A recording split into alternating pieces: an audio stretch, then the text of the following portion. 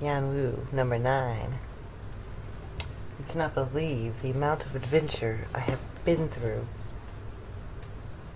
My computer doesn't like me.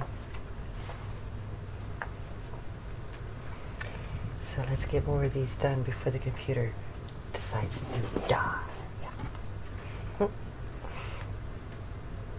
Total peace. The wondrous path of the enlightened ones is straight and direct. They just pointed directly to the human mind so we would work to see its true nature and achieve enlightenment. This mind source is originally empty and peaceful, clear and wondrous, and free from the slightest obstruction. But we screen it off with false thoughts and give rise to defilements and blockages in this unobstructed one. We turn our backs on the fundamental and pursue the trivial, and foolishly revolve in the cycle of routine. If you have great capacity, you won't seek outside anymore. Right where you stand, you will come forth in independent realization.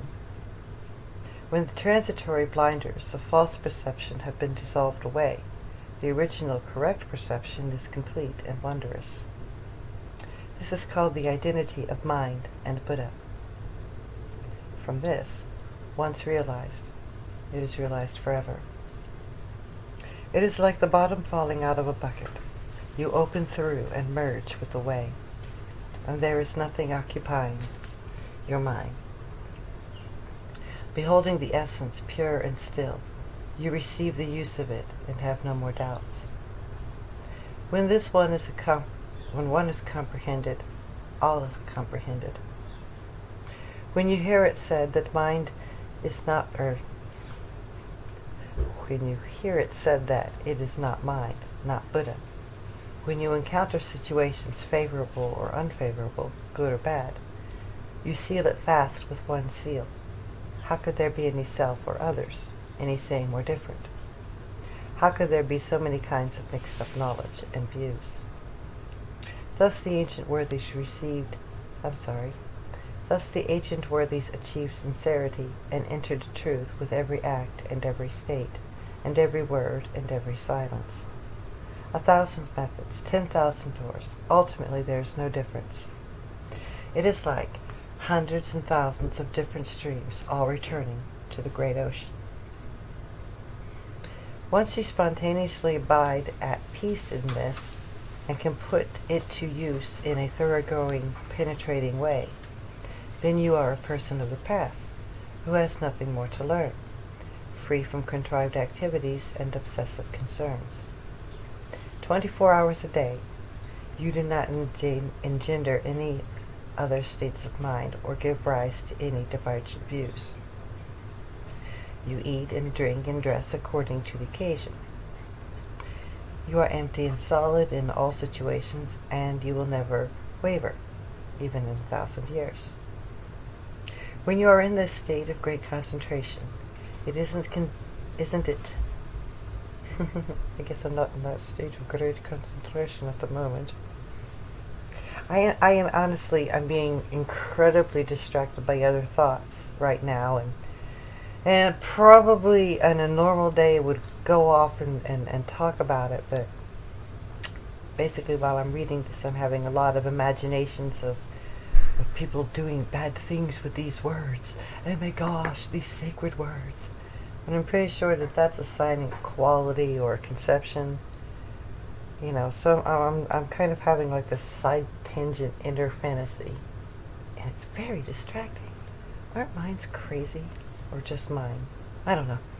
At any rate, now that I've satisfied the need to detour, let's see if we can't get back. Boom.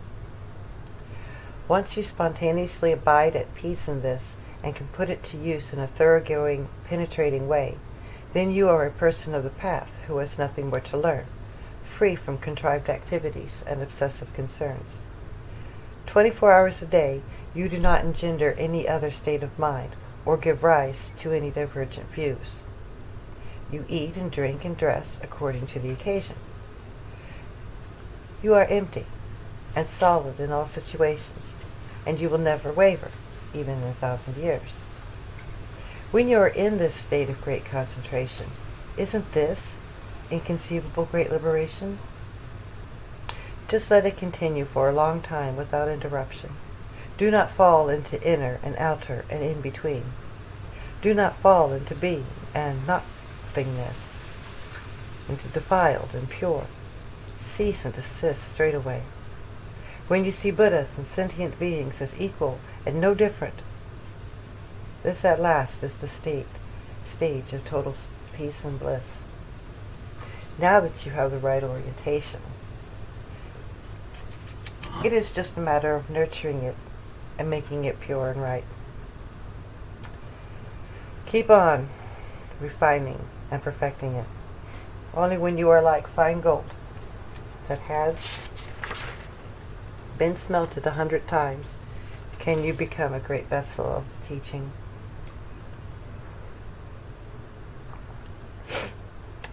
Entering the path.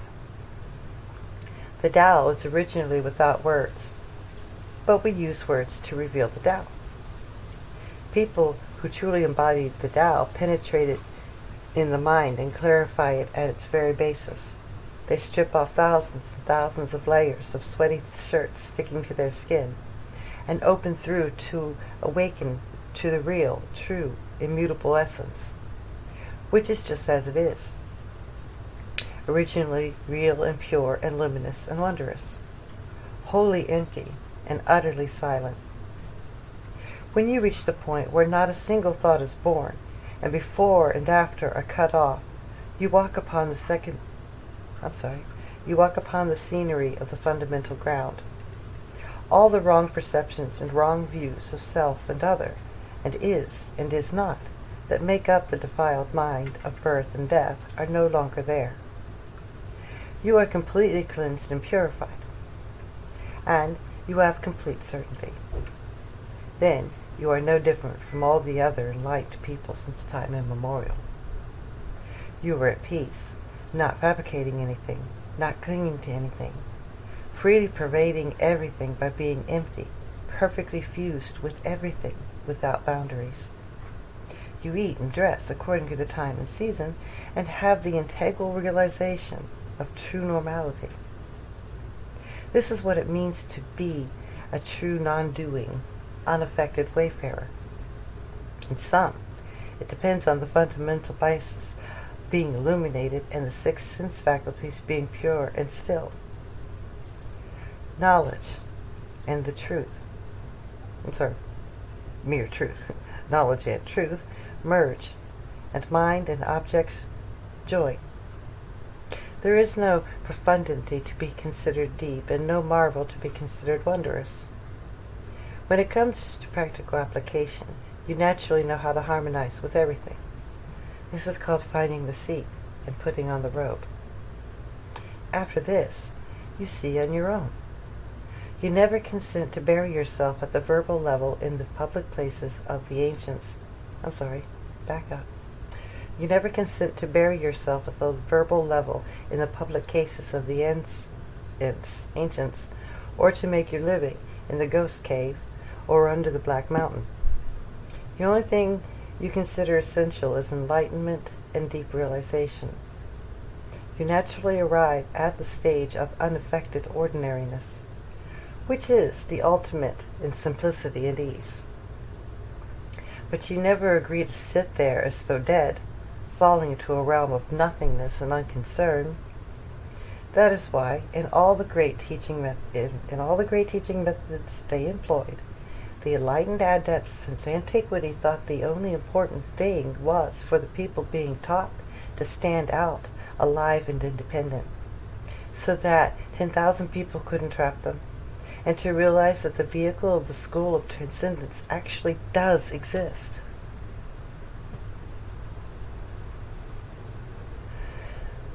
The enlightened adepts never made rigid dogmatic definitions, thereby digging pitfalls to bury people in. Anyone who does anything like this is certainly playing with mud pies. He's not somebody who has boldly passed through to freedom, not somebody who truly has the enlightened eye. Therefore, we do not eat other people's leftovers by accepting stale formulas and worn-out cliches, for to do so would mean being tied up to a hitching post for donkeys. Not only would this bury the Zen style, it would also mean being unable to penetrate through birth and death oneself.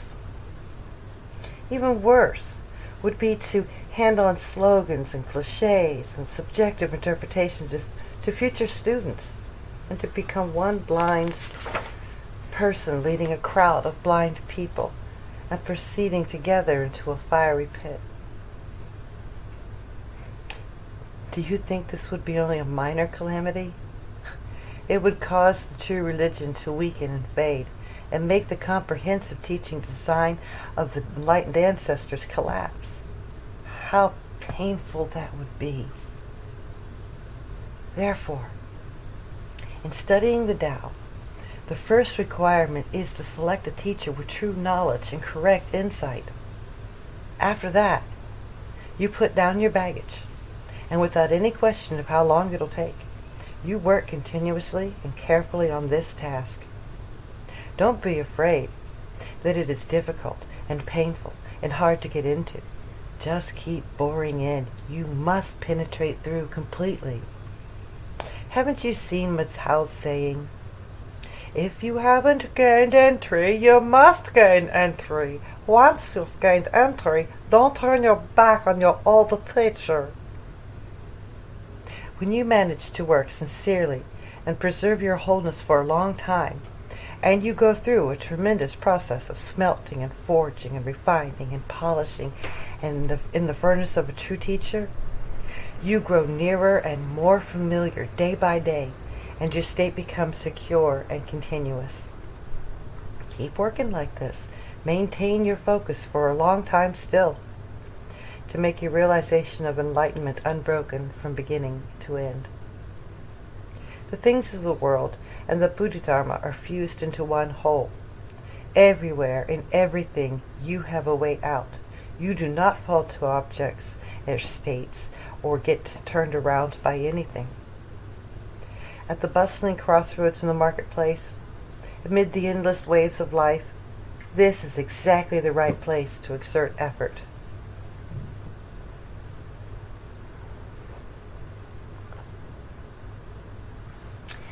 Joyously alive. The essential requirement in studying Zen is concentrated focus. You don't engage in any forced actions. You just keep to the fundamental. Right where you stand, you must pass through to freedom. You must see the original face and walk through the scenery of the fundamental ground. You do not change your ordinary actions. Yet outside and inside are one suchness. You act according to the natural flow, and do not set up anything as particularly special. You are no different from an ordinary person. This is called being a wayfarer who is free and at peace, beyond learning, free from contrived actions. Being in this stage, you do not reveal any traces of mind. There is no road for the gods to offer you flowers, and no way for the demons and the outsiders to spy on you. This at last is simple, unadorned reality. Keep on nurturing this for a long time, and worldly phenomenon and the Bodhidharma fuse into one whole, merging without boundaries. Power functions ready-made. So, what is so difficult about penetrating through birth and death to freedom? The only worry is that your initial realization will not be accurate and true. If there is anything in your breast, then you're hung up and blocked. If you want to reach a chord quickly, you must dissolve everything as soon as it happens, like a snowflake placed on a red-hot stove. Then you will naturally open through and become peaceful and still and attain great liberation. Step back yourself and examine this. You have associated with the teacher for a while already, so ask yourself if your practice is reaching the right outcome or not. What if it is coming down in the right place, then what are you still in doubt about? From now on, do not give rise to a single thought and accept true reality with your whole body. If you are real in one place, then how could it be any different in 1,000 or 10,000 places? The ancestral teachers just wanted people to see their true nature. All the enlightened ones come forth to enable people to awaken to mind. Once you arrive at that reality of mind and its true nature, and it is pure and unified and unmixed with deluded perceptions, then the 4 elements that make up your physical body and the 5 clusters of form, sensations, conception, evaluative synthesis, and consciousness, and the 6 sense faculties and the 6 sense objects, and all the myriad forms being together, comprise the place where you relinquish your body and your life. When you are at peace and washed clean, it is like the sun shining everywhere, like the infinite expanse of space. How can you confine yourself to your limited body and mind and keep yourself from being joyously alive? People of olden times would spend 10 or 20 years studying just to penetrate through. And after they penetrated through, they knew how to live. Are people these days lacking anything to keep them from proceeding along the same path? Just don't give rise to any feelings of wanting or needing anything, or engender any clingings or attachments. Then, according to your power, as you encounter situations, you will not fail to penetrate through. All that's important is concentrated focus, purity, and stillness. Even when you're engaged in doing things, this is not something external. Take a hold of them and return them to your true self. This is what wondrous function is. The 80,000 sensory afflictions are immediately transformed into 80,000 means of transcendence. And there is no more need to make a special point of studying with teachers. In your daily activities, you deliver countless numbers of sentient beings and accomplish countless enlightening works and pass through countless gates of the Dharma. It all flows out from within your own breast. How could there be any other? As the saying goes, from atop 100-foot-high pole, you must take a step forward. Then the universe in all its multiplicity reveals the whole body of reality. Now is the time. To study the path, you must step back and study with your whole being. Make birth and death your only thought. The worldly truth is impermanent. This body is not everlasting. Once you stop breathing, then it's already another lifetime. In another birth, you may sink into non-human species, and then you might go on for 1,000 of lifetimes through countless ages without emerging. Luckily, at present, you still have plenty of time. Now is the time to apply your effort to turn toward the path every moment, without your mind wavering or your attention faltering. Catch the sight of it right where you are. When you reach the point where not a single thought is born, and before and after are cut off, you will suddenly penetrate through to freedom. It is like the bottom falling out of a bucket. Then you experience joy. You investigate into the ultimate depths until you walk in the scenery of the fundamental ground and clearly see the original face. Then you will have no more doubts about what the Zen masters have said. You will be able to cut everything off and hold everything still, nurturing it by having no conditioned mind and no contrived effort and no particular concerns. The 24 hours a day, there will be no more wasted effort. Your mind does not touch upon things, and your steps are beyond location. At this point, you are a true Zen monk who has understood things and completed the work. You do not aim to get famous or to play false to grasp at profit. You stand like a wall miles high, impeccable. With each drop of water, with each drop of water, a drop of ice. You work on your own mission of getting beyond birth and death and pay no attention to anything else. Not disturbing anything in the realm of sound and form, not startling the everyday people. You go freely into independent liberation and become a true saint who has gone beyond the dust. You must have faith in this and put it into practice. Leaping out of the pit. Since ancient times, we've only esteemed forgetting thoughts and feelings and finding independent realization. Once getting this realization, we do not set up the idea of self, and we do not congratulate ourselves or put on lofty airs. We just go along freely according to the natural flow. Like know-nothings, like simpletons. Only this can be called the practice of non-striving, non-concerned person of the path. If you can go on like this for 3 or 4 or 5 decades without changing or deviating, then it will also be thus, being as it is, for 1,000 lifetimes and 10,000 aeons. As the saying goes, hardest of all to find are the people who will persevere forever. If you go on consistently like this, fully believing, completely penetrating through, have no worries that you will be unable to cross over the world and leap out of the pit of the afflictions of birth and death. It is just a matter of the person concerned having faculties that are bold and sharp.